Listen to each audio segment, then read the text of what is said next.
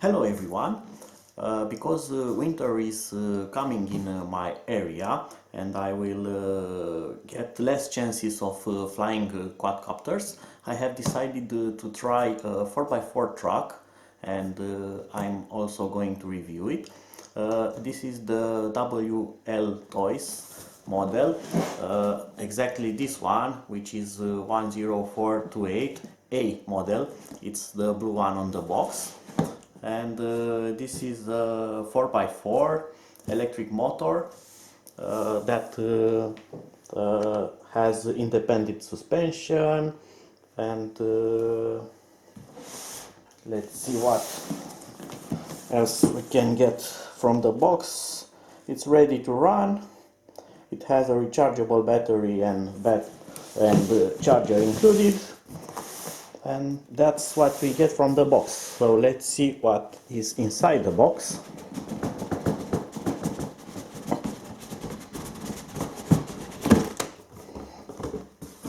And there we go. We get a manual, which we are going to look at later. And there's the car inside.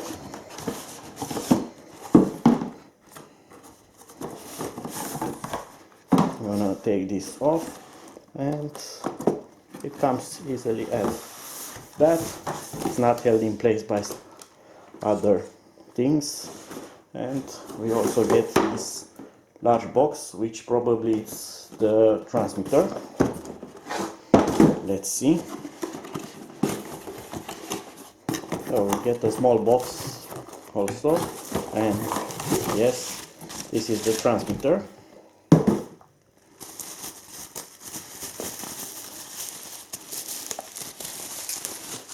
A large size pistol transmitter, and it also has a large LCD screen. Feels nice. This is plastic but has that kind of rubber coated paint on it, on this side also, so it's very grippy, very nice. Okay, let's see what else we get in the small box. So here is the power adapter, and this should be a balance charger for a 2-cell battery, and a small key for the wheels.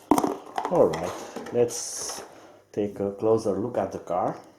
The LiPo battery comes already pre-installed in its position, but of course it's not connected. It uses a DINS or T-plug connector. And let's see its specifications. So it has a Velcro strip that holds it in place. It's a LiPo battery, 2200 milliamps. And it's a 2-cell one. It comes with regular plugs, so it has a balance plug and a discharge plug. Right, so let's see the underside of the car first. We get a very long travel suspension, and you can see that the springs are adjustable. Also, the rear differential seems to be locked, or it's a limited slip, but I think it's just lock. The rear suspension has a solid axle. It can flex like that, while the front suspension is fully independent, and in front it uses an open differential, which will ease the turning of the car.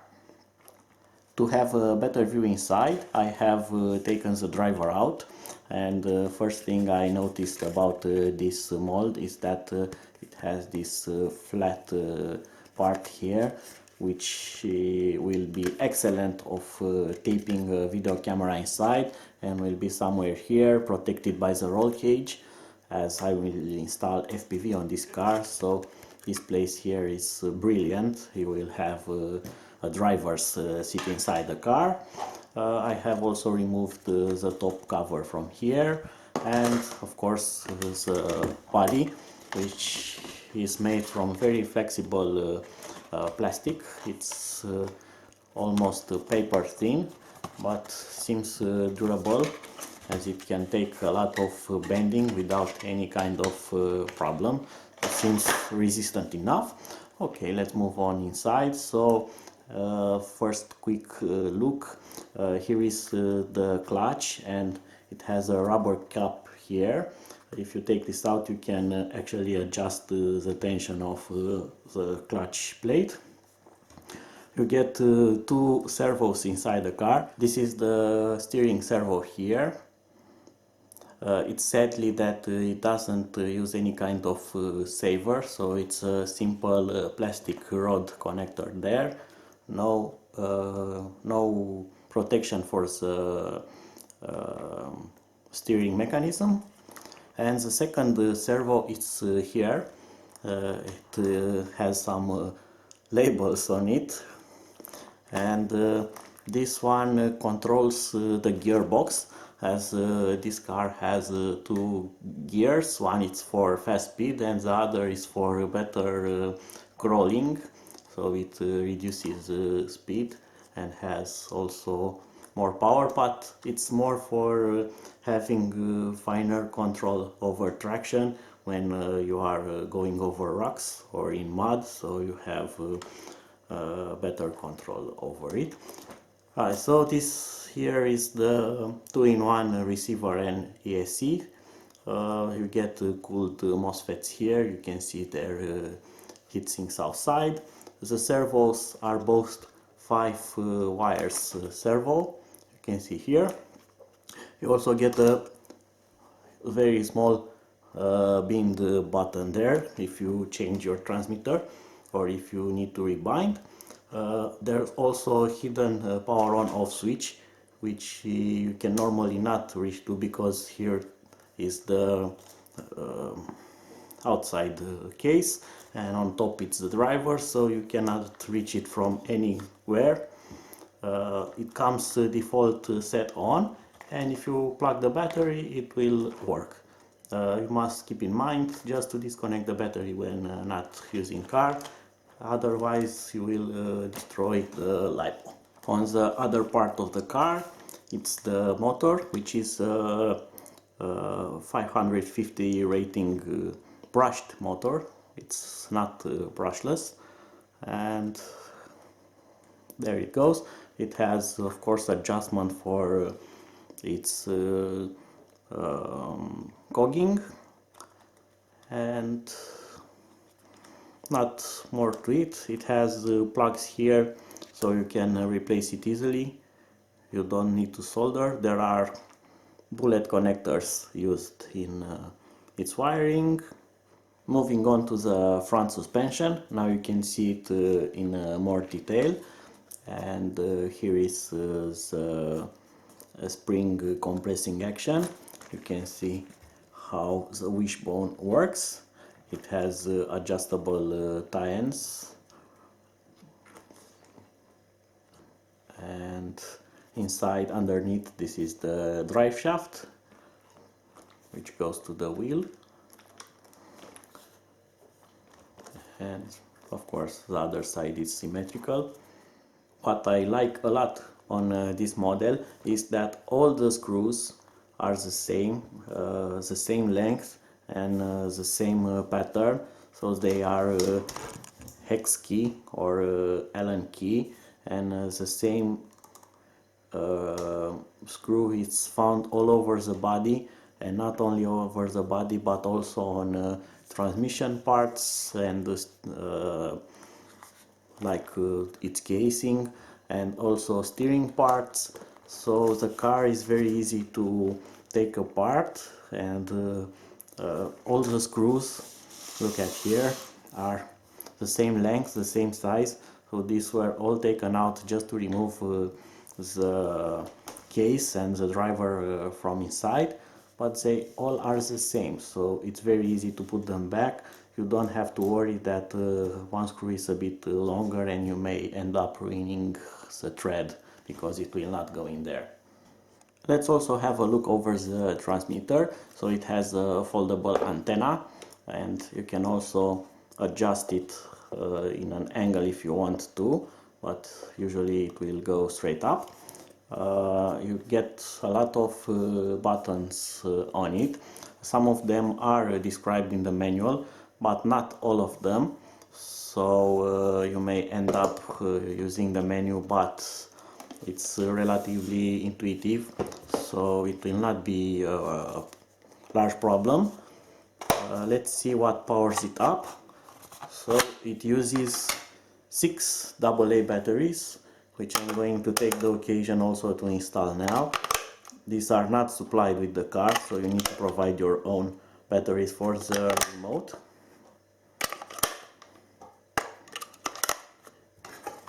And I'm gonna put the cap back.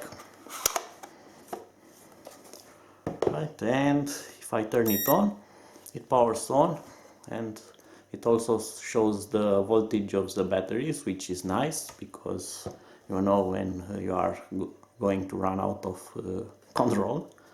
And let's see what we can get from it. So this is the steering trim, so it can go left or right. This is the throttle trim, so you have braking or forward, back or forward. This switch here is for dual rates, and this one here, which is aux trim, this is for adjusting the servo, which changes gear from this button here. So in the left part it's low gear, middle it's neutral, where the transmission is disconnected, and this is high gear for fast on-road driving. This is also used for adjusting the rate of steering, and you can finally select the maximum angles at which the wheels will steer left or right. And you can also enter the menu here, where you have a lot of settings that you can adjust. For example, you can set profiles on the transmitter for multiple cars, you can name them, you can set endpoints, you can set dual rates, auto braking, exponential, and so on. You can do extra trimming from it, so it's very useful. You can finally adjust this transmitter to better suit your driving needs. So let's power on the car on the bench to see if it runs and how it runs. Because I don't want it to fall from the table, I'm going to put it on a improvised stand, so it's with the wheels in the air, and I'm going to put the LiPo inside. So the LiPo has Velcro here and a tray, so it's fixed on the tray like this, and you secure it with the Velcro, and I'm going to connect it. So it did some initializing sounds, and it's already binned, so there's no binding necessary. We got steering, and of course we got propulsion. And let's see that steering from the transmission, which changes gear. So this should be neutral, and now it's second gear. And for the gearbox to change the gear, you need to slowly drive the car, and you can change the gear as much as you want while driving, but you need to drive slow, because if you are driving very fast, you can potentially damage the transmission. So I'm going to switch it back while running the motor. And now it's in low gear back again, so that works also fine. And you can see here's the steering trim, so now it's on it's on 95% will travel, and I can take this down to probably 0. Let's see, 30%. So we only get slight wheel movement. This is useful for fast on-road racing, if you want more stability and don't want to tip over or roll over the car. So very useful, but for rough terrain I'll probably keep it almost at maximum. Let's take also a quick look over the manual. So you get some basic instructions of how to operate it and what to avoid. Also you get some technical descriptions about the car. Here are the specifications. You can pause the video if you want to. Alright. And you get indications of what button does what function from the transmitter. You also have them described here.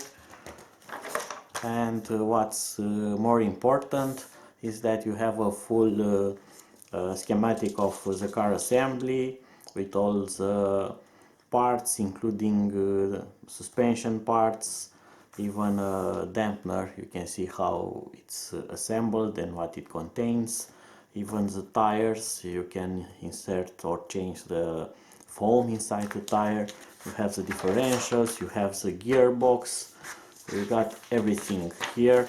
You even got some default settings for the servo. This is for the gearbox. You have for the steering also indications. The front axle, it's suspension with differential. You have all the parts here. The gearbox and the clutch. All the roll cage. So you basically got here all the car part by part, assembly by assembly, and of course at the back of the manual you have a code for each part in case you will need something. You can find it easier by its indicator.